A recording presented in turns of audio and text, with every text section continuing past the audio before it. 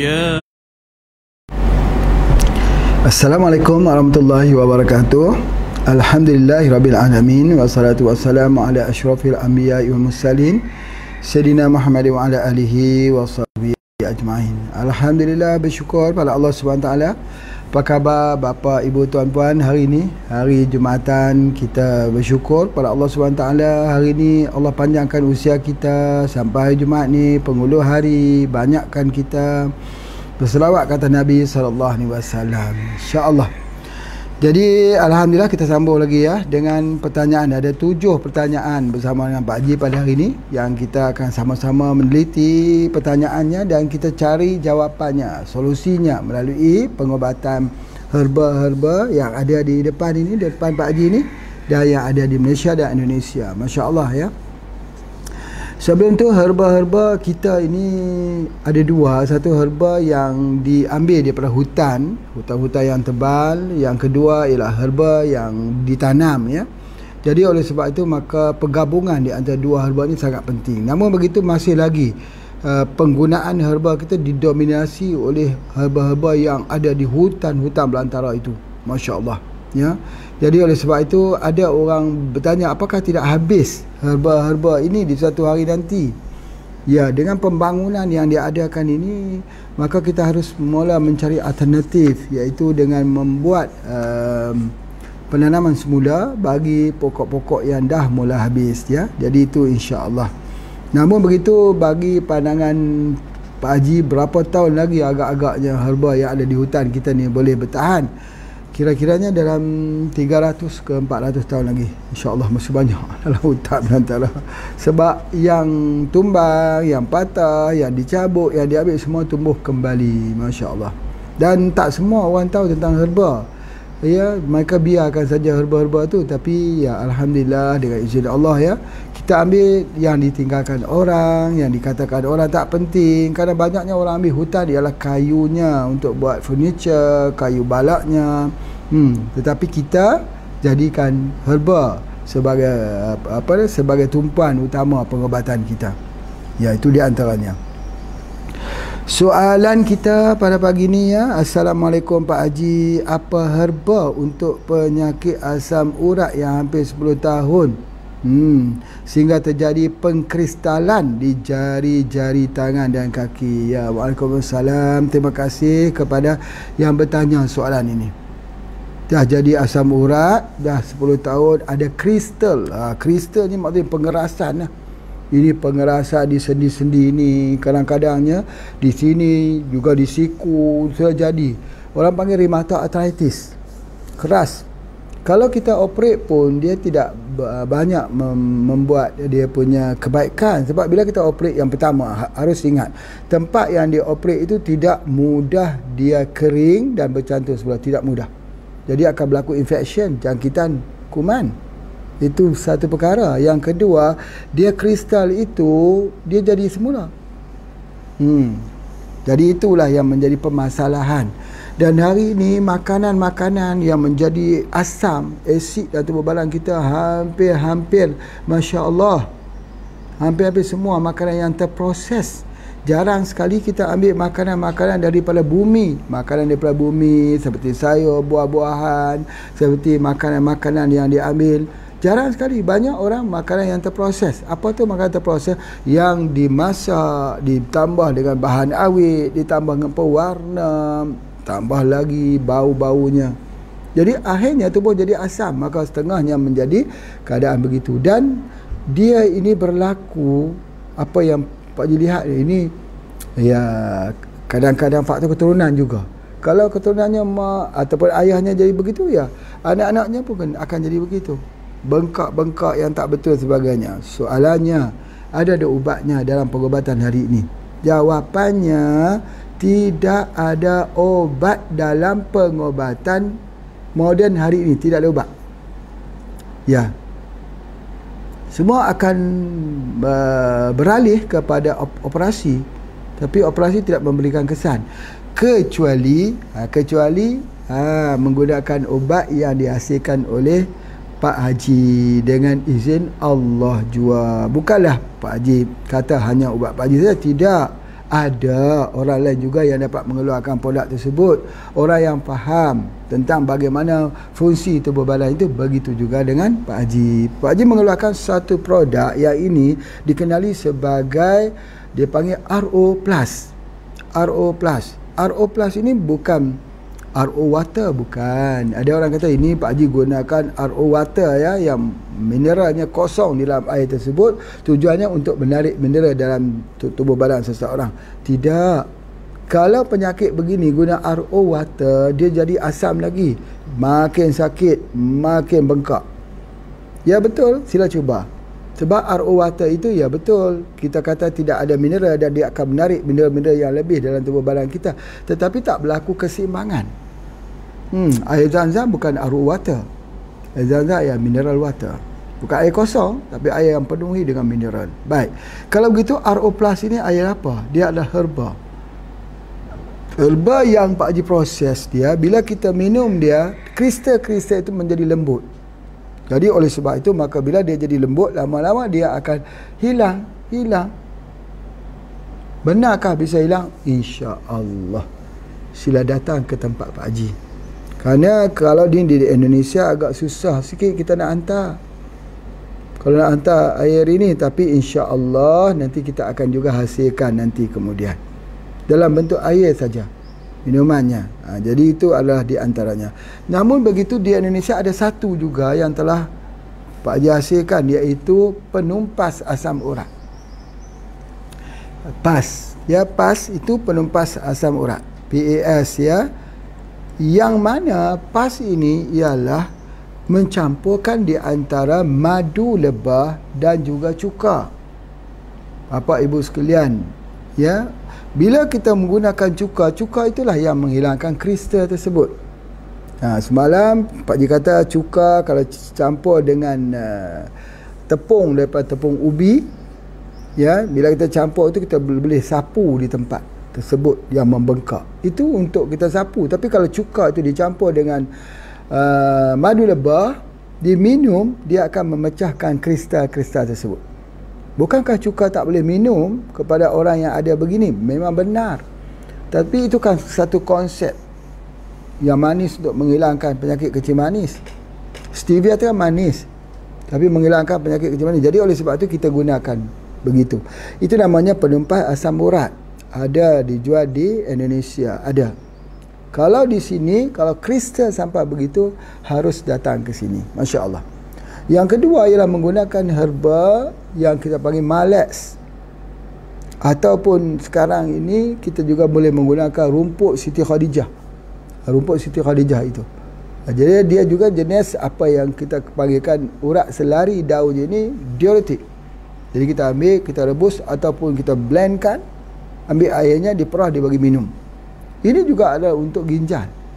Itu ada di antaranya. Jadi Masya Allah ya. Jadi boleh digunakan untuk asam urat, penumpas asam urat. Dan juga kalau betul-betul nak hilangkan pecah itu, bengkak itu, harus datang jumpa dengan Pak Haji di sini. Ubat-ubatnya tak mahal, cuma harus dibuat saja dengan menggunakan air Tanjung Jaga di sini. Biasanya Pak Haji akan buat 5 liter. Dia minum selama 1 bulan, 5 liter itu sudah mula mengecil dan mula hilang asam uratnya, itu sudah mula makin berkurang. Masya Allah. Ya, insya-Allah boleh kita jumpakan. Cumanya perlu diingatkan, asam urat ni dia bergantung pada purin, makanan purin yang kita makan. Elakkan. Apa tu? Buah tomat jangan makan ya. Buah tomat, seafood, makanan laut juga kita tak boleh. Ayam kita pun tidak boleh. Dan mengambil makanan-makanan yang boleh meningkatkan asam dalam tubuh badan tu. Apatah lagi kalau orang tu sembelit, maka bertambah-tambahlah sakitnya. Itulah di antaranya. InsyaAllah ya, bagi mereka yang berminat ya, bolehlah menghubungi Pak Haji, khususnya yang dekat Malaysia, boleh datang ke sini insya-Allah. Baik. Okey, kita pergi pada soalan yang kedua. Kita tengok lagi soalan kedua apa ya. Assalamualaikum Tuan Haji, soalan saya, pesakit perempuan 40-an, umur 40-an, orang perempuan, selalu sakit di bahagian bawah perut setiap kali lepas bersih datang haid. Telah operasi banyak kali buang ketumbuhan, kadang-kadang seperti buih Mohon pandangan Tuan Haji supaya dapat menyelesaikan masalah ini dengan perawatan yang disarankan. Terima kasih banyak-banyak. Itu di antaranya. Ini selalunya penyakit orang perempuan lah. Penyakit bawah, bawah dia kata bahagian perut di bahagian sebelah bawah. Kadang-kadang sakit belah kanan, kadang sakit sebelah kiri. Ini tidak ada hubungan dengan orang kata tidak ada hubungan dengan penyakit gastrik ke ataupun penyakit usus buntu, ya, tidak ada hubungan. Ini adalah masalah bila kedatangan bulan, nak datang bulan atau selepas kedatangan bulan. Ada hubungan dengan hormon related. Penyakit ini yang ada hubungan dengan masalah hormon. Jadi oleh sebab itu, maka dia biasanya orang yang ada ketumbuhan, orang yang ada cyst, orang ada fibroid, orang yang buat operation, biasanya dia jadi begitulah. Dan biasanya juga dia emosi. Sebab apa? Hormon itu emosi.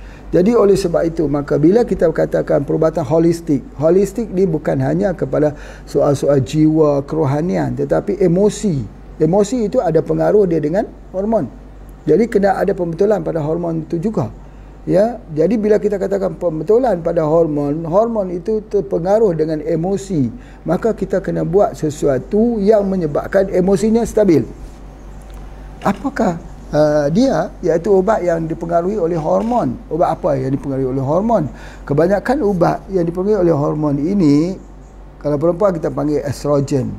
Hormon daripada tumbuh-tumbuhan, phyto itu tumbuh-tumbuhan, phytoestrogen. Jadi apa dia? Antaranya ialah Puraria merifica atau Puraria bulata. Puraria ini ada dalam produk kita, kopi Kacik Fatimah, atau ada dalam kapsul khas kita, dikenali sebagai kapsul Puraria. Jadi ambil dia ini, satu kapsul dia itu untuk 3 hari. Bila kita ambil satu kapsul untuk 3 hari, dia akan membetulkan kembali semua hormon kita. Jadi kalau masih ada sakit, kita ambil satu kapsul, satu hari 3 kapsul. Boleh ambil gitu. Tetapi kalau orang itu tidak ada sakit, dia normal, 3 hari satu saja dia punya kapsul yang kita ambil. Jadi Puraria ini digunakan. Puraria ni apa fungsi? Puraria ialah phytoestrogen. Apa fungsi phytoestrogen ni? Adalah untuk membetulkan hormon, imbalance hormon. Jadi kepada ibu-ibu, wanita-wanita ni faktor hormon faktor besar. Beza dengan orang lelaki, faktor hormon ni faktor besar sebab dia ada darah bulan, dia ada haid. Orang lelaki tidak ada darah haid. Jadi oleh sebab itu hormon itu mempengaruhi. Sebab itu Allah memberikan kuasa mentalakkan ataupun memisahkan pernikahan itu. Yang boleh mentalakkan itu bukan perempuan, tetapi adalah lelaki. Sebab apa? Sebab perempuan itu dia mempunyai pengaruh hormon. Dia ada emosi. Jadi sebab itu maka bagaimana dia sakit selepas haid, sakit di perutnya. Sakit ni adalah sakit emosi. Orang tidak percaya bahawa mah ataupun gastrik ataupun tokak lambung itu adalah emosi. Bila kita beban fikiran kita panjang, tak habis-habis fikir, dia mengeluarkan cairan di perut dan melukakan, menghakiskan perut menjadi nipis, luka. Bukankah sebuah pikiran saja? Bagaimana nak betulkan pikiran ni? Pikiran ni dikontrol oleh hormon. Hormon ni ada satu kelenjar pituitary yang menjadi kelenjar induk yang mengawal dia hormon tersebut. Jadi bila orang perempuan ini, maka dia tak dapat kontrol sakit di bawah perutnya. Itu yang Pak Haji sebut tadi, bukan sebab gastrik, bukan sebab usus buntu. Asalnya ialah sebab imbalance hormon. Sebab dia ada pengaruh dengan haid. Sebab tu sebelum haid atau sewaktu haid ataupun selepas haid. Cuba kita tengok orang perempuan yang ada senggugut. Ketika ada senggugut itu, sebelum kedatangan darah haid tu, ya Allah, sakitnya di bahagian perut. Kemudian fikirannya tidak menentu, dia nak marah dan sebagainya.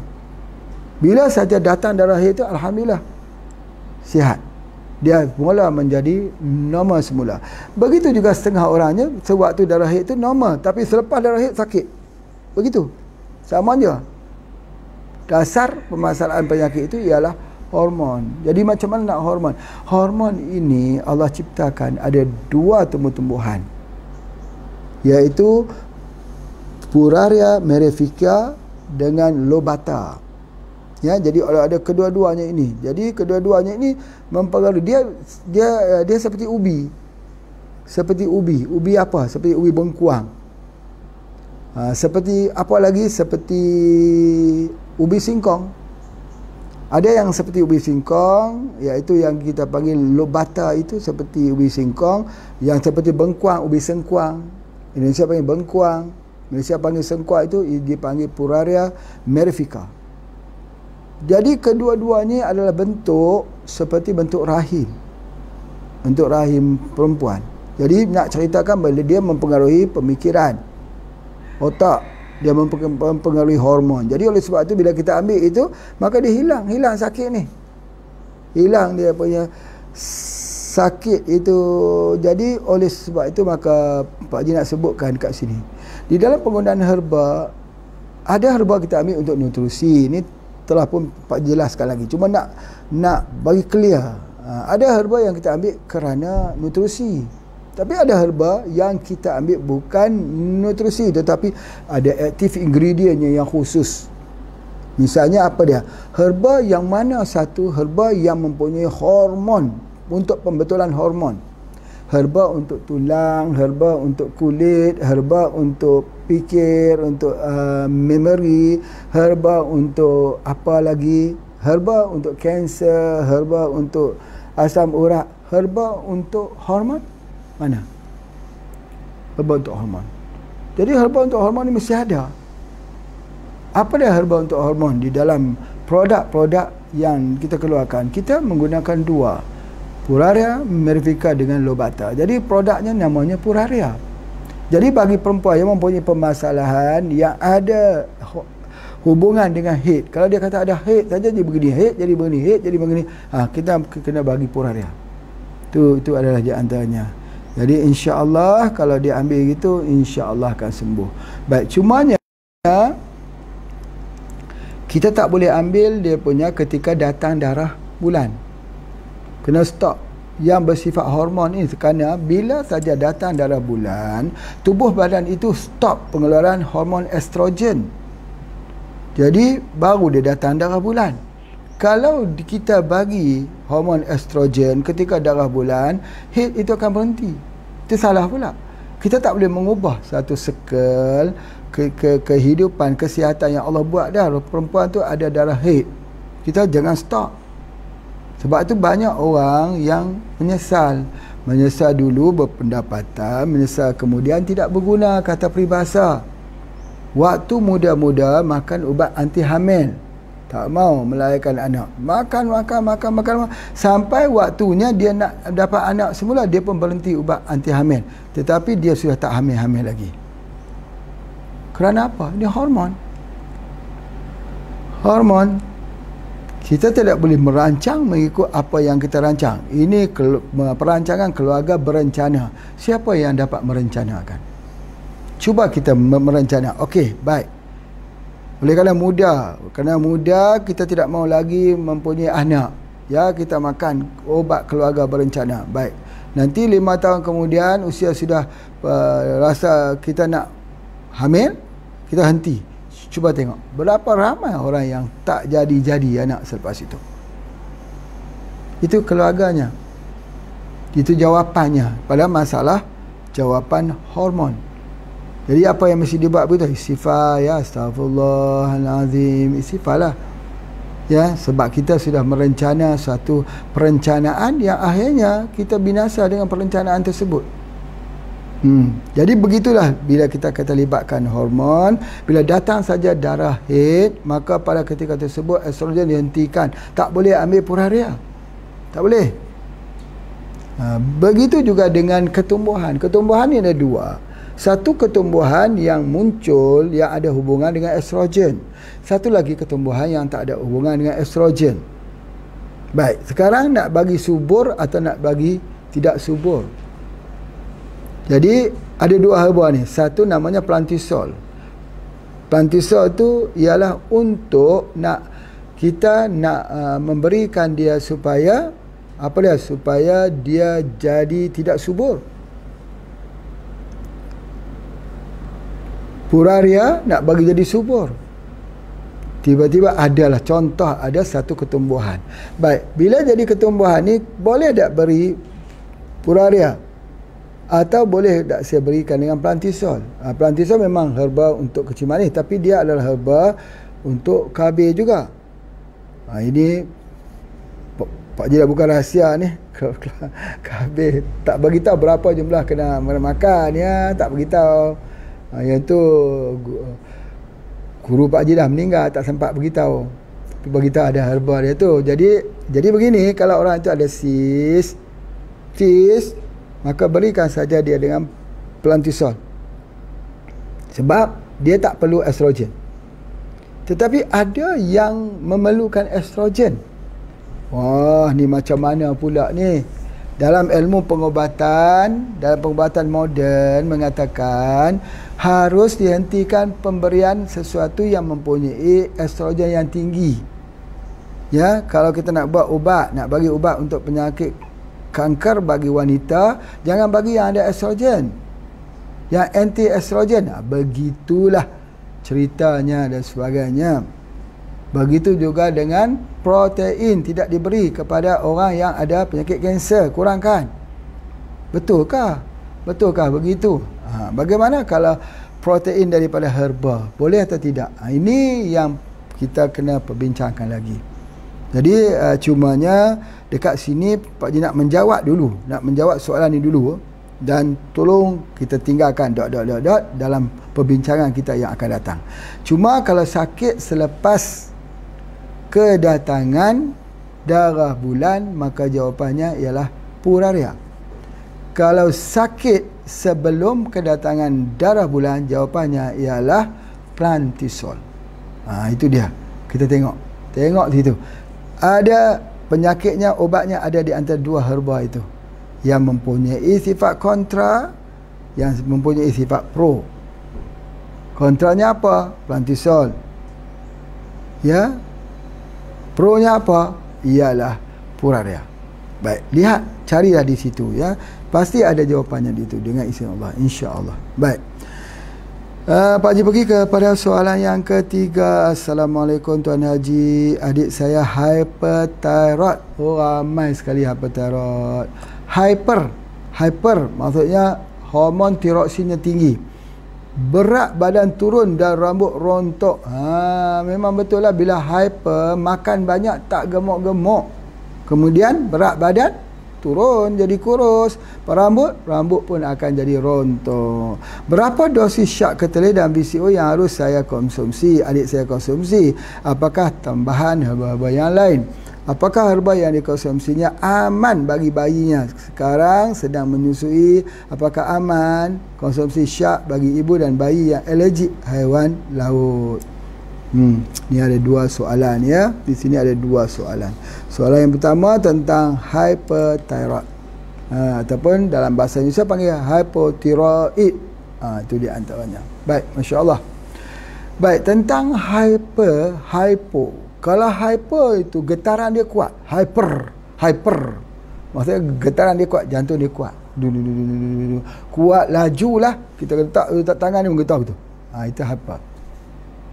Kemudian apa lagi? Oh, dia jadi kurus. Lagi apa? Matanya itu lagi keluar di sini, panas, rimas di waktu malam. Kadang keluarnya tiroid itu hyper. Tapi kan hypo dia ke dalam. Ke dalam itu kita tak nampak. Dia elok-elok saja. Cuma dia menelan tak boleh. Boleh menelan, bukan tak boleh. Boleh, tapi agak tersangkut. Itu hypo. Kemudian dia juga tidak getar jantung yang kuat, tidak. Itu dia tanya. Orang hyper, metabolisme dia tinggi, dia makan banyak mana pun dia duduk kurus-kurus saja. Dia selalu berbangga dengan orang, tengok aku slim, aku makan banyak, aku slim. Bukan sebab makanannya betul, tapi itu adalah hyperthyroid. Dia slim lah, hyperthyroid. Kalau hypo tu kadang-kadang mencenderung kepada nak obes, gemuk. Macam mana kita nak menghilangkannya? Masya Allah, Masya Allah. Jadi oleh sebab itu harus kita ingat betul-betul cara dia ialah kalau hyper dulu ya, hyper dulu. Jadi dia menggabungkan di antara spirulina campur dengan madu lebah. Spiru madu. Spiru madu. Atau boleh juga dicampurkan dengan evergreen centella. Yang ni yang paling bagus sekali.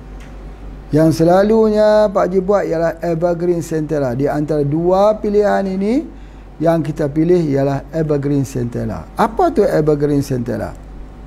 Evergreen centella ialah menggunakan daripada kita guna spirulina juga, tetapi plus dengan pegagar.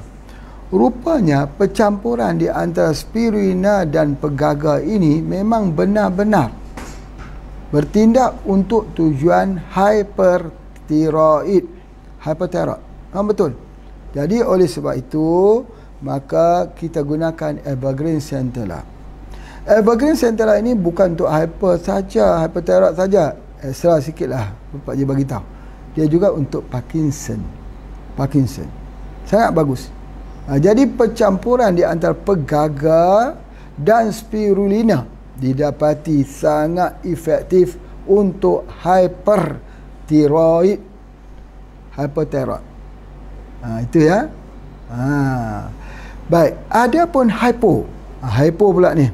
Hypo ini kita menggunakan itu yang Pak Ji sebutkan, guna shark catalyst plus dengan VCO plus lagi dengan kapsul haruan pasir.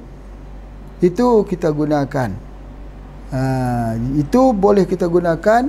Dan ada satu lagi iaitu percampuran untuk hyper ini kita gunakan aloe vera plus dengan seaweed. Itu hyper. Itu di antaranya. Baik. Boleh tak kalau hypo itu menggunakan daripada kita evergreen centella? Boleh? Boleh tak kalau hyper menggunakan daripada VCO plus lagi dengan plus lagi dengan haruan plus lagi dengan shark? Boleh tak kita gunakan? Maksud kata Pak Haji ni, yang hyper guna untuk hypo, yang hypo guna untuk hyper. Boleh tak? Boleh. Tetapi dia nak kena lihat keserasian tubuh. Kerana pada pengalaman Pak Haji sendiri, kita tak boleh statik dengan orang ni hyper, kita bagi herba ni. Orang ni hypo, kita beri herba ni. Pengalaman Pak Haji, kadang-kadang berlaku sesuatu plantisol itu kita beri untuk mengecilkan dia punya ketumbuhan. Kadang-kadang puraria digunakan untuk mengecilkan ketumbuhan. Kadang-kadang set hypo digunakan untuk hyper. Inilah yang telah Pak Haji gunakan dulu. Tetapi di sudut awalnya, basic awalnya memang begitu. Kalau hyper, kita gunakan percampuran di antara pegagar dan spirulina yang disebut sebagai evergreen centella. Okey. Kalau hypo, biasanya Pak Haji gunakan shark catalyst campur dengan VCO, campur lagi dengan kapsul haruan. Tapi kadang-kadang mencampurkan di antara aloe vera plus dengan seaweed, dengan rumpai laut. Jadi ini ada 3 sinergi yang berbeza. Kita harus cuba pada seseorang tersebut. Itu di antaranya tentang untuk hyperthyroid. Walau macam mana pun, kalau dalam kasus pertanyaan ini yang mengatakan bahawa telah mencuba syak katilat dengan VCO, kita lihat kalau peningkatan tubuh badannya itu meningkat, teruskan. Tapi kalau tidak meningkat, harus ditukar dengan resep yang lain. Apakah dia aman untuk ibu-ibu yang hamil? Aman, insya-Allah aman, tidak mendatangkan permasalahan apa-apa, malah dicadangkan. Okey, kemudian seterusnya, apakah herba yang dikonsumsi aman bagi bayinya? Ini bagi bayi pula. Apakah bila dia ambil itu aman untuk bayinya kerana dia menyusu? Oh subhanallah. Makanan yang terbaik yang makan oleh ibu akan jadi makan yang terbaik untuk anak. Anak ialah makanan ibu. Bapak ibu sekalian, maaf ya. Cuba lihat air susu ibu. Kalau yang sudah ambil spirina, agak sikit kehijauan. Cuba lihat air susu ibu. Bila ambil VCO, ada sikit minyak yang keluar. Jadi artinya makanan ibu adalah makanan anak. Jadi oleh sebab itu, Masya Allah, mari kita bersyukur kerana Allah berikan kita ada ibu dan ayah. Ada orang yang tidak ada ayah, ada ibu. Ada orang yang ada ayah yang tidak ada ibu. Ni pertanyaan. Baik, kita berhentikan dulu sebentar. Nanti kita akan sambung lagi insya-Allah.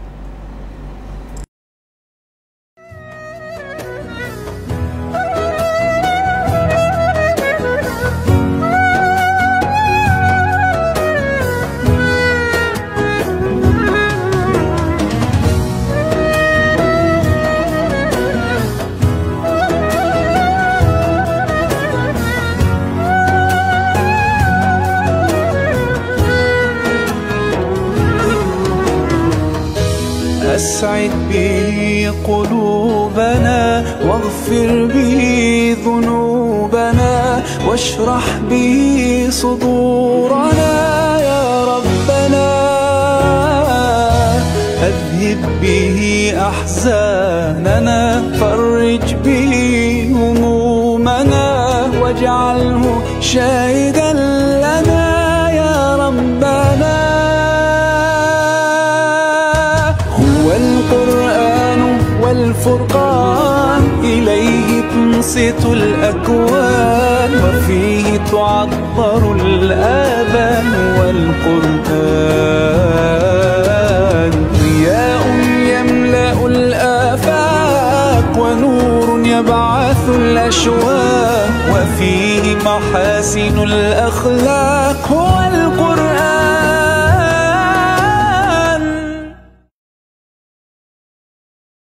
Alhamdulillah, kita sambung semula pengajian kita ni ya. Alhamdulillah, terima kasih Pak Haji, tengok hari-hari ya, hampir-hampir 400 jugalah, 300 orang lebih. Alhamdulillah, istiqamah tu 300 itu terus belajar dan terus belajar. Jadi Alhamdulillah ya. Sebab apa? Kita ni ada setengahnya herba perlu dalam kehidupan kita. Ada ketikanya makanan itu perlu dibetulkan. Pak Haji lihat ada banyak teman-teman ya, teman-teman yang baik, teman-teman yang soleh, tetapi tidak mempelajari tentang pemakanan. Bila kita ada penyakit kencing manis, kita kata penyakit kencing manis. Kencing manis ni pantangnya kita tidak boleh makan malam, tak boleh makan nasi. Dia kata kalau tak makan nasi nak makan apa? Ya, makan bihun. Kalau kita sini, bihun ke apa? Contohnya jangan makan nasi. Kenapa? Bukankah bihun itu datang daripada beras juga? Mi itu datang daripada beras juga. Tetapi kalau kita makan mi, makan bihun, tak sebanyak makan nasi. Jadi berartinya kita telah mengurangi pengambilannya itu. Ceritanya waktu malam itu dia perlu hilangkan kelaparan. Hilangkan kelaparan. Ya, kalau boleh makan buah-buahan, alhamdulillah, syukur. Tetapi kerana tak faham ya, ada kencing manis, terus makan, malam makan lagi. Jadi kerana tak faham saja. Bukan sebab mereka ni enggan, kerana tak faham. Jadi oleh sebab itu, ilmu pengobatan ni kena ada pendidikan. Mendidik, mengajar itu, belajar tentang bagaimana dalam kita mengolah makanan hari itu lebih utama daripada belajar tentang herba. Jadi sebab itu kalau kita kata kita ahli herba ialah ahli nutrisi. Ahli herba ialah ahli pemakanan. Kita kena belajar tentang food supplement. Ya, bukan betulnya food supplement seperti bayangan kita yang ada di apoteker, yang ada di farmasi, bukan. food supplement ini iaitu makanan-makanan tambahan yang disebut sebagai functional food. Macam kita dekat sini, kita ada mi kita tu functional food. Sebab apa? Tidak ada pewarna. Kadang yang kuning itu adalah kunyit. Yang kedua apa dia? Mi yang tidak ada bahan awet, mi yang tidak dimasukkan dia dengan penyedap makanan. Jadi oleh sebab itu maka dia jadi functional food. Jadi ini disebut sebagai suplemen. Suplemen itu bukan hanya bergantung pada vitamin yang dijual di apotek itu, bukan itu saja, bukan itu yang dimaksudkan. Biarkan makanan menjadi ubatmu, biarkan ubat menjadi makananmu. Jadi orang sakit patut belajar, patut buat kuliah untuk orang sakit. Jadi alhamdulillah Pak Haji sangat-sangat berbahagia ya apabila ramai di kalangan kita yang menjadi distributor HPA, kemudian menjadi perawat HPA, perawat HPA, jadi herbalist. Mereka asal dulu daripada orang sakit. Mereka merawat diri mereka sendiri. Mereka mencari jawapan apa obat yang sebenarnya. Tetapi mereka setia bersama dengan pendidikan ini. Mereka ikut terus. Mereka tengok tu sampai mereka benar-benar yakin dan akhirnya menjadi perawat, boleh memberikan cadangan kepada orang lain. Dan kalau jumpa dengan perawat-perawat HPA itu, mereka meyakinkan ke orang. Gunalah ini betul, ini daripada belajar dalam kuliah kami belajar begitu. Sebab apa mereka bercakap gitu? Itu bukan didorong atau didominasi dengan perasaan ingin menjual dan dapat wang, tidak. Itu daripada hati mereka. Saya percaya, Pak Haji percaya bahawa kalau orang tak beli, mereka tak akan berkecil hati. Sebab apa? Kerana mereka hadir bersama dengan keinginan untuk membuktikan ada kesembuhan di situ. Kalau orang itu membeli produk tapi dia tak makan, bagi perawat-perawat, khususnya perawat-perawat yang dilatih di dalam program pelatihan HPA HPA ini, lebih baik jangan beli daripada beli tak guna. Dan kita tak akan rasa apa-apa. Itu adalah di antaranya. Sebab sebahagian hati kita adalah sebahagian daripada kesusahan klien kita. Pasien-pasien kita yang datang. Masya Allah. Itu di antaranya. Baik, soalan yang keempat ya, kita teruskan. Assalamualaikum, nak tanya produk HPA yang mana yang sesuai untuk ibu mengandung yang bleeding? Betul ni. Pergi cek, tak ada apa-apa, cuma risau saja. Memang betul. Kadang-kadang cek sini ada bleeding sikit saja, lepas tu besok 2-3 bulan bleeding lagi. Ini banyak sekali yang datang berjumpa dengan Pak Haji sebab bimbang, takut bila dah bleeding itu takut nanti ada masalah apa kat anak. Ya, ingat asas ya. Ingat asas bahawa anak ini pada peringkat awalnya dia memerlukan asam folat, asid folik yang tinggi. Ingat asas ini. Dan yang kedua yang Pak Haji nak sebutkan bahawa sewaktu ibu itu hamil, maka kalau dia terganggu perasaannya itu juga bisa bleeding. Terganggu fikiran. Yang kedua, bila terganggu dengan makanan-makanan yang tak boleh diambil olehnya. Tetapi Allah Ta'ala melindungi anak kandungan ini supaya tidak mengalami kecacatan walaupun bleeding. Namun begitu kita tidak boleh berhenti begitu saja. Harus ada, orang kata harus ada usaha. Herba yang terbaik untuk ibu yang hamil ialah sebuah pil ataupun sebuah kapsul yang mempunyai kesempurnaan. Apa itu? Dia adalah spirulina atau moringa. Dulu pernah Pak Haji sebutkan, kalau di laut namanya spirulina, kalau di darat namanya moringa. Kedua-dua herba ini mempunyai nutrisi yang baik untuk ibu yang hamil. Ayo ambil nutrisi ini, insya-Allah dia akan sembuh dengan izin Allah. Baik. Namun bila sudah sampai kepada usia 7 bulan, ya 7 bulan, 8 bulan, 9 bulan, 9 bulan 10 hari, maka pada ketika ini kita perlu banyak detoksifikasi. Detoksifikasi untuk orang hamil tak sama dengan detox orang sihat. Itu dalam tanda kutip, harus ingat, ambil note. Detoksifikasi orang hamil tak sama seperti detoxnya orang sihat. Kalau orang sihat, detoxnya ialah herba 7 angin, ambil spirulina, ambil pelawas, itu detoxnya. Untuk orang orang yang sihat tapi orang hamil, detoxnya ialah tujuan supaya kotoran di dalam tubuh badannya itu keluar, dan buktinya anak tak kena demam kuning. Anak tak kena demam kuning. Kalau anak kena demam kuning berarti masih belum detox. Masih belum detox. Jadi bisa kita pastikan kadang-kadang demam kuningnya panjang sekali. Kena anak itu diinkubatorkan, dipisahkan, lama demam kuningnya itu nak turun dan sebagainya. Jadi detoxnya apa? Diajar, nanti Allah sudah mengajar bagaimana kita membuat cleansing dalam tubuh badan ini. Ini ada dalam surah Maryam. Ya, bagaimana Allah menceritakan menyuruh Maryam mengambil buah kurma. Buah kurma itulah detox. Kita tak panggil detox, nanti orang takut pula kalau dia kata detox. Orang hamil ni detox ni macam nak buang anak saja. Bukan, buang racun. Detox bukan buang anak. Buang anak itu gugur, keguguran. Bukan namanya detox. Detox ni buang racun secara smooth saja, emollient, perlahan saja. Bukti dia apa? Anak lahir nanti tak jadi demam kuning. Ambil apa? 7 bulan, 8 bulan, 9 bulan, 9 bulan, 10 hari. Ambil terus menerus dengan kurma. Bila ambil kurma, tulang anak semula jadi kuat, jadi sihat. Pembentukan asam folat yang diperlukan itu sempurna bagi seorang ibu yang hamil.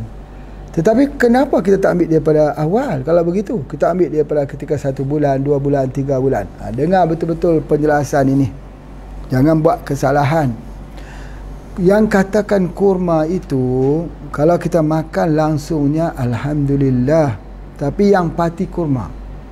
Pati kurma ini, kita ada dua. Ada orang yang boleh gugur minum pati kurma. Ada orang yang kuat kandungannya bila dia minum pati kurma. Ada terbagi pada dua jenis, dua kategori. Sebab apa? Ini berdasarkan pengalaman Pak Haji. Tengok daripada kasus yang ada kat luar. Ada orang dia kata, Pak Haji, kenapa saya hamil tapi gugur, hamil gugur, hamil gugur? Apa yang dimakan? Dia kata, saya ambil kurma, pati kurma atau sari kurma. Ya betul. Bagimu pati kurma ini tidak sesuai untukmu. Dengan potensi tubuh badan kamu, mungkin kerana kandungan potasiumnya yang tinggi, kandungan apa itu Pak Haji tak tahu. Tapi bagi setengah orang tak boleh. Ada orang pula dia kata, saya mengkonsumsi pati kurma, ya, sari kurma. Alhamdulillah, daripada anak 1 bulan sampai 9 bulan sihat dan tidak mempunyai permasalahan. Alhamdulillah. Macam kita makan cumi, kepiting, ada orang yang bersin-bersin jadi jadi alergi. Tapi ada orang yang makan cumi, kalau tak makan cumi yang alergi, kalau tak ada cumi yang alergi. Jadi dia begitu. Jadi ada orang yang alergi dengan bulu kucing. Wah, kena kalau ada bulu kucing itu, ya Allah, bersinnya tak boleh berhenti. Ya, ada asma lagi. Tapi ada orang yang tidak mempunyai permasalahan. Jadi oleh sebab itu, apa yang Pak Haji nak sebutkan dekat sini, bahawa ya, apabila kita nak mengambil daripada cordial kurma, bukan cordial kurma lah, sari kurma, pati kurma, kita harus hati-hati dan melihat pada tubuh badan kita. Sama seperti minyak zaitun. Minyak zaitun ni bagus kan? Ada surah At-Tin, Wat-Tini wa Zaitun, cerita pasal minyak zaitun. Tapi ada 5% tak boleh ambil minyak zaitun, dia alergi.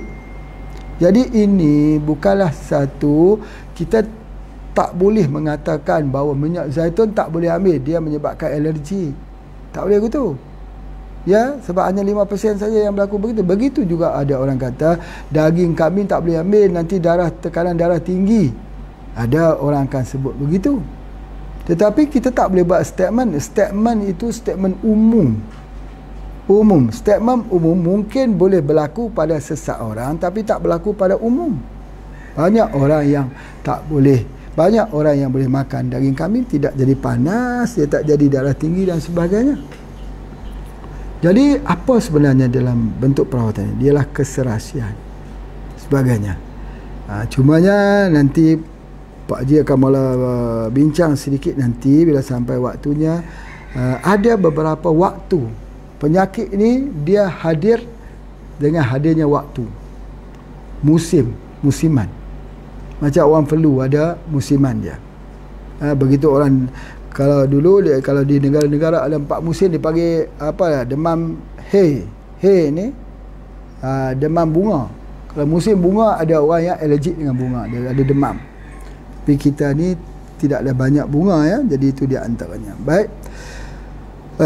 Seterusnya kita lihat dekat sini dia kata produk HPA yang mana sesuai untuk ibu yang bleeding. Pendarahan ni sesuai yang mana, apa yang menutup bleeding tersebut, ya, luka tersebut. Kita berilah dia dengan spirulina, dengan omega 3. Cerita pasal omega 3 ni kita juga ingat ya, bahawa omega ini dia mencairkan darah. Sebab apa bleeding? Bleeding sebab darah kental. Bila darah kental dia pecah. Dia pecah pembuluh-pembuluh darah itu yang kecil itu, maka terjadinya bleeding. Jadi tujuan pengambilan omega ini adalah untuk supaya yang pertama dinding pada kapilari darah itu elastik. Dia tidak pecah. Ketika tekanan tinggi dia tak pecah. Yang kedua, ketika kita ambil ini pula, kita ambil omega ini, yang keduanya ialah untuk mengurangkan pelengketan darah. Jadi supaya dia jadi encer, dia tidak jadi kental. Itu omega 3. Boleh ambil juga dengan gamat. Gamat adalah salah satu daripada encer. Kita tahu bahawa gamat itu dia salah satu herba yang sangat baik. Tetapi kena lihat juga, ada orang yang bila dia ambil saja gamat, dia timbul gatal-gatal di kulit. Ada. Sebab itu yang Pak Haji sebutkan, kerana sesuatu yang kita ambil itu, gamat itu dia hilangkan gatal kulit. Tapi ada orang ambil gamat, gatal kulit. Jadi kalau gitu bagaimana? Itu yang katakan pengalaman. Bila dia gatal, alergi, ambil saja gamat, maka gamat dihentikan. Maka kita faham bahawa obatnya ini, kalau orang tu ambil gamat, gatal, kita suruh dia berhentikan dulu gamat, tapi kita sudah dapat menyambar rahsia kekurangannya, iaitu dia kekurangan kalsium karbonat. Maka kita bagi antiret, sembuhlah dengan izin Allah. Masya Allah. Jadi sebab itu ada setengah tengok ya, ada seorang orang pergi makan seafood, makan sotong udang apa semua, gatal-gatal. Faham? Kita faham bahawa orang ni dia kekurangannya kalsium CO3 saja. Kalau kita bagi itu, dia sembuh dengan izin Allah. Inilah dikatakannya penelitian. Ini yang dikatakan observe.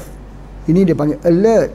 Kita memerhati perilaku, kesan yang diambil oleh pasien-pasien kita. Sebab itu dia ada kaedah dia. Bila membuat perawatan, kita tak boleh bagi herba ni dah guna jumpa saya sebulan lagi. Kita tak boleh begitu. Paling panjang yang Pak Haji gunakan, okey, selepas mengambil herba ni boleh, tetapi hanya boleh untuk 1 minggu. Seminggu lagi mesti datang berjumpa dengan Pak Haji. Pasal apa? Sebab daripada situlah Pak Haji membaca apa kelemahannya. Daripada situlah Pak Haji membaca apa kelebihannya dan apa yang perlu ditop up dan apa yang perlu dikurangkan. Daripada situlah maka kita membuat apa dikatakan prescribe yang kedua, ya, di mana kita ambil herba-herba yang mana yang kita rasa boleh, yang mana tak boleh. Kita membuat satu resep yang kedua, lalu kita cuba lagi seminggu. Alhamdulillah dia datang sembuh. Sembuhnya dia kata alhamdulillah banyak berkurangan Pak Haji. Jadi maka kita bagi untuk 1 bulan. Ya baik, nak ambil herba ni, jumpa saya lagi 1 bulan. Jadi kemudiannya begitulah sampai bila dia kata alhamdulillah sudah selesai Pak Haji, ya kita stop saja semua herba tu, ambil saja untuk maintain. Yang tu dia punya konsep SOP pengobatan. Bukan ambil herba seumur hidup, tetapi mencari herba yang paling pas untuk tubuh seseorang itu. Dan sudah tentu ada perbezaan di antara seseorang dengan seseorang yang lain. Itu adalah antaranya, itu art of healing. Kita tak boleh jual obat. Kita bukan penjual obat, kita adalah perawat. Orang jual ubat, ya sudah dapat wang, sudahlah. Kemudian dia sihat, dia sakit, itu urusan dia. Itu bukan urusan gua. Gua. Itu urusan lu. Tak boleh. Ini bukan gua dengan lu. Ini urusan saudara. Ya. Ini saudara, teman-teman. Saudara-saudara kita, lihat semua yang datang tu saudara-saudara kita, sama seperti diri kita sendiri. Kalau kita rasa kita tidak mahu dikecewakan, jangan mengecewakan. Kita berikan pelayanan buat orang jadi gembira, itu kan menggembirakan Rasulullah sallallahu alaihi wasallam. Pakai minyak wangi bukan untuk diri kita sendiri, supaya senang didekati oleh orang lain. Jadi enak orang lain itu bertemankan kita. Sihat wal afiat. Afiat itu ialah menjaga lingkungan supaya tenang dengan kita. Hidup untuk sendiri mudah, tapi hidup untuk merangkul semua orang itu yang susah. Dan kerja Nabi mengajar pada kita adalah untuk merangkul ke semua orang, supaya ke semua orang itu bisa aman, damai. Jadi ada 5S, santun, patut apa, selesa. Betul atau tidak? Sinergi. Itu di antara. Jangan ada bersinggungan. Tu bersinggungan. Biar perpisahan itu, kalau berpisah, wujud apa? Penasaran. Ni bahasa Indonesia. Penasaran. Ada dulu Pak Haji masih ingat, kalau belum bisa aku mendapatkannya, apakah? Penasaran. Lagu Penasaran. Ini lagu lama-lama dulu Indonesia. InsyaAllah. Tapi apa pun yang Pak Haji nak sebutkan dekat sini, bahawa buat supaya lingkungan kita itu senang. Kalau tak buat lingkungan kita senang, itu namanya jual obat. Jual obat. Kalau mau beli, beli. Tak mau beli, sudah. Nanti kalau tak beli obat ni, matinya lebih cepat.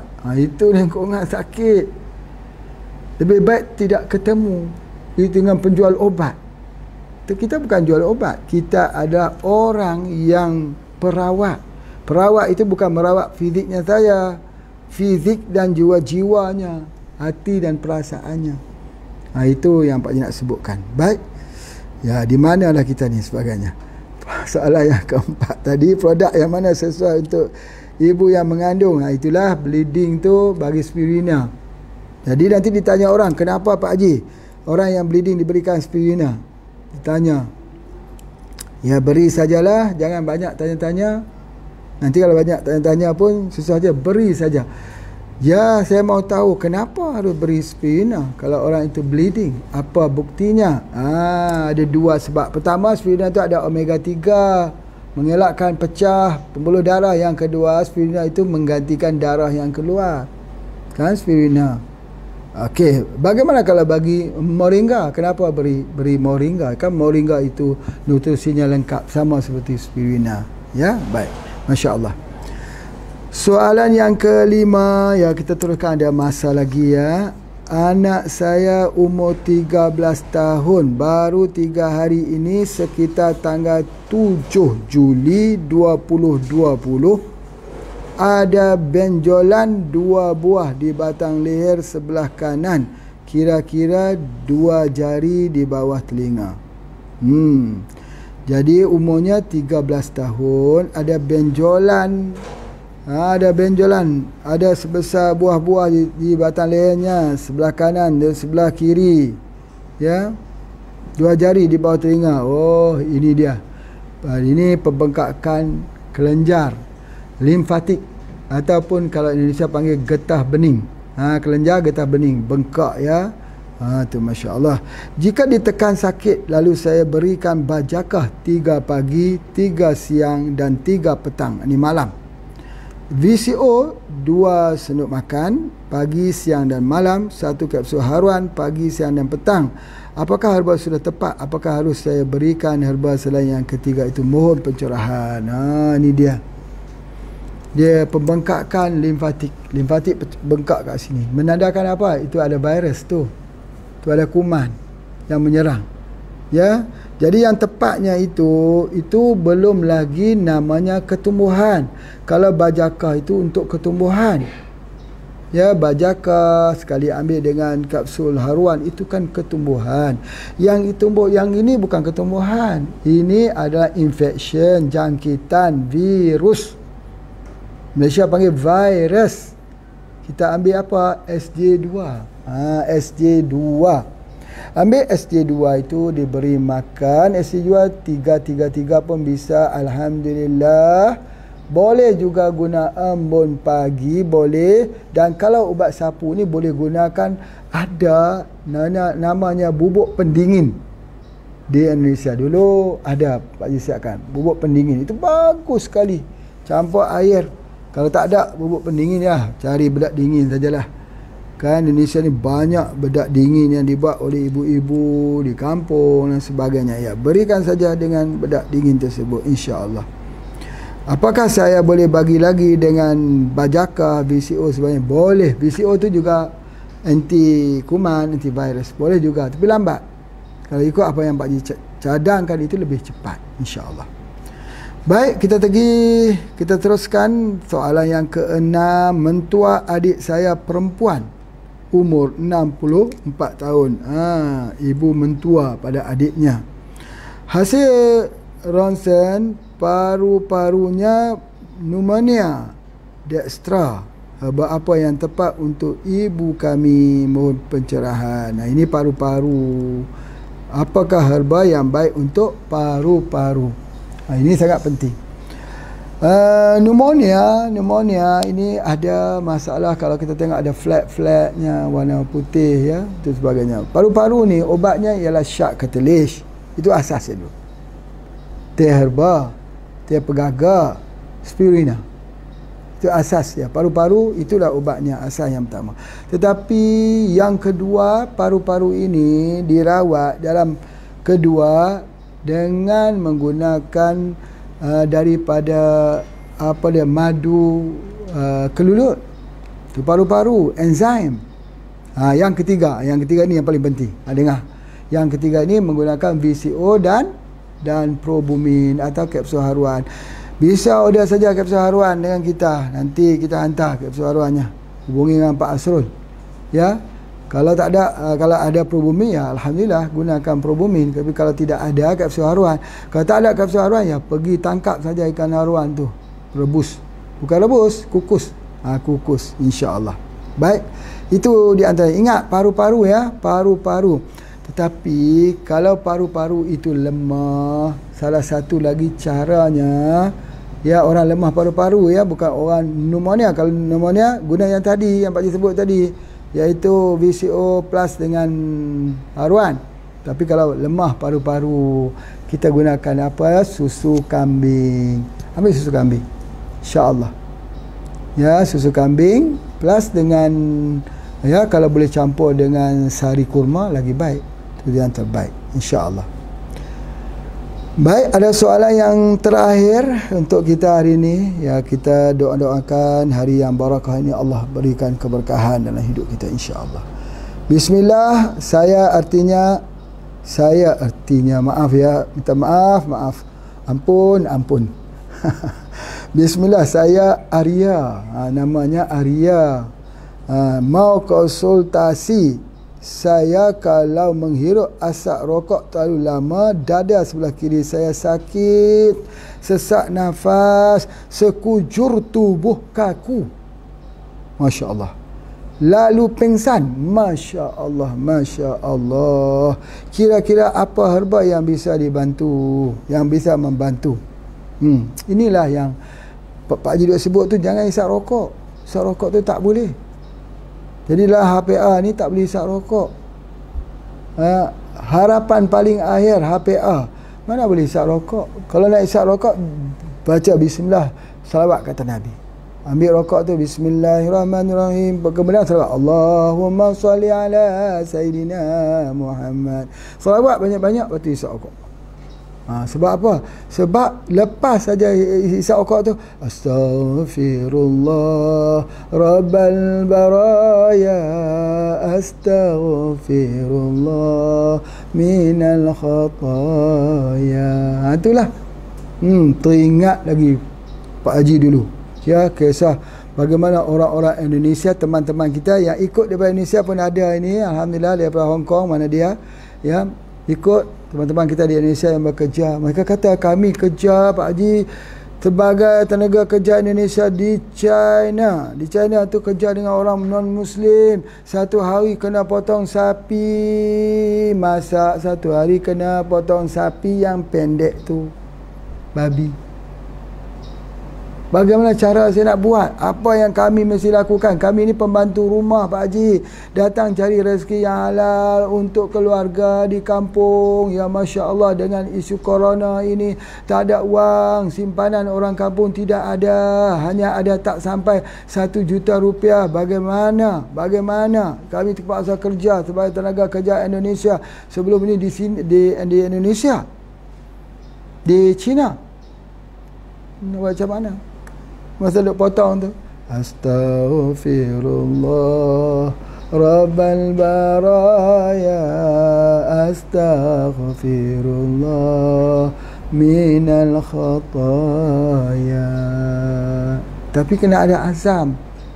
Lepas ni pulang tadilah jual produk-produk Pak Haji sana, duk kerja dekat sana, potong babi, potong sapi tu setiap hari. Buat apa? Ya, Allah kata bumi ini luas, carilah kurnia Allah ada di mana saja, tak akan fakirlah orang yang beriman. Wa may yattaqillaha yaj'al lahu makhraja. Allah akan bagi jalan-jalan. Masya Allah. Jangan pernah rasa kita ini gelap, jangan rasa kita ini tidak boleh, tak mungkin. Yang penting kita beriman kepada Allah dahulu, beriman, percaya.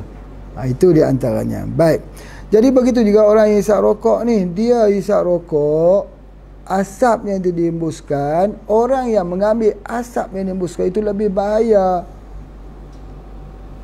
Orang yang hisap rokok itu dia panggil apa dia? Perokok aktif. Tapi orang yang ambil asap rokok orang lain, perokok juga, pasif. Tapi yang lebih bahaya yang pasif. Ini cuba tengok ini. Sudah jadi sakit dada, sesak nafas, pengsan. Pengsan tu sebab apa? Sebab dia seperti lemas dalam air. Kalau kita masuk dalam air, kenapa orang boleh jadi pengsan dalam air? Sebab lemas. Dia tak boleh, tidak ada pernafasan, tak ada oksigen. Begitu juga ambil asap rokok, dia lemas di dalam asap. Jadi oleh sebab itu berhentilah bagi mereka yang hisap rokok. Apakah obat untuk menghentikan hisap rokok? Obat yang terbaik ialah iman, takwa. Bekalan yang paling baik dalam hidup kita ialah takwa. Takwa. Kalau yang lain tidak boleh. Kalau kita kata kita ini betul lah, sediakan payung sebelum hujan. Baik, kalau hujannya air, bisa sediakan payung. Tapi kalau yang turun bukan air, kalau turun peluru, bagaimana? Kalau turun batu, kalau gempa, payung sudah tak bisa digunakan lagi. Kita nak lindung kita daripada daripada permasalahan seperti ekonomi dan sebagainya. Tapi yang serang kita virus, ekonomi hancur juga. Sebaik-baik bekalan ialah takwa. Takwa sepanjang jalan. Apakah itu virus, apakah itu gempa, apakah itu tsunami, apakah itu meletusnya gunung, apakah itu banjir bandang, tapi kesemuanya itu sebaik-baik bekalan ialah takwa. Jadi oleh sebab itu orang yang hisap rokok itu tidak bertakwa. Kenapa? Kerana dia membuat orang lain, lingkungannya itu terseksa. Bapa yang hisap menyeksa isteri dan anak-anaknya. Kalau Pak Kiai yang hisap rokok, bagaimana? Menyeksa santri-santrinya.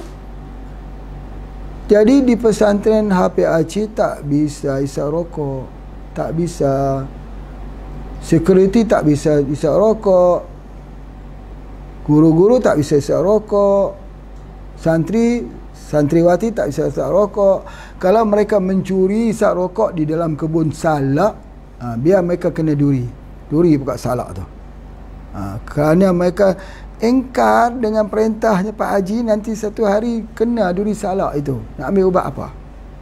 Jadi itu kena ingat betul-betul. Ya. Jadi oleh sebab itu baik. Kalau sudah pingsan, apa yang mesti kita buat? Ya, dia nak dapat oksigen yang banyak. Waduh, oksigen yang banyak ni apa yang kena buat? Berikan SJ2. Ya, bagikan madu, bagikan spirulina, bagikan embun pagi nak dapat oksigen. Minum jahe, air jahe. Kan ribut. Jadi oleh sebab itu ya sedikit memancing emosi Pak Haji bila sebut pasal rokok ni. Itu dia antaranya. Jadi mudah-mudahan tinggal terus bertaubat hari Jumaat ini, bertaubat. InsyaAllah Allah akan terima taubatnya. Jadi oleh sebab itu insyaAllah ya, bagi mereka yang selalu pengsan ni, jauhkan diri daripada orang yang isap rokok. Jauhkan. Ya, jangan pergi hampiri kawasan itu. Begitu juga dengan karbon monoksida daripada exhaust kenderaan. Bisa jadi orang sesak. Ya, tapi bagaimana harus kita menjauhinya? Kita kerja di kota-kota yang banyak banyak dia punya kenderaannya. Sabar-sabarlah. Tapi ambil herba. Herba apa yang menguatkan? Jangan lupa satu lagi, moringa, rosella, moringa. Ambil jus selalu. Banyak ni buah-buahan di tepi-tepi jalan itu, jeruk, buat jus jeruk, minum dan sebagainya. Ya, insya-Allah Haji doakan ya, mudah-mudahan Allah SWT memberikan kepada kita kekuatan iman, kekuatan ketakwaan. Kerana inilah yang akan menyelamatkan kita bukan hanya di dunia, tapi menyelamatkan kita di negeri kita yang sebenarnya, iaitu di alam sana. InsyaAllah bertemu lagi pada besok hari dengan izin Allah. Terima kasih semua. Assalamualaikum warahmatullahi wabarakatuh.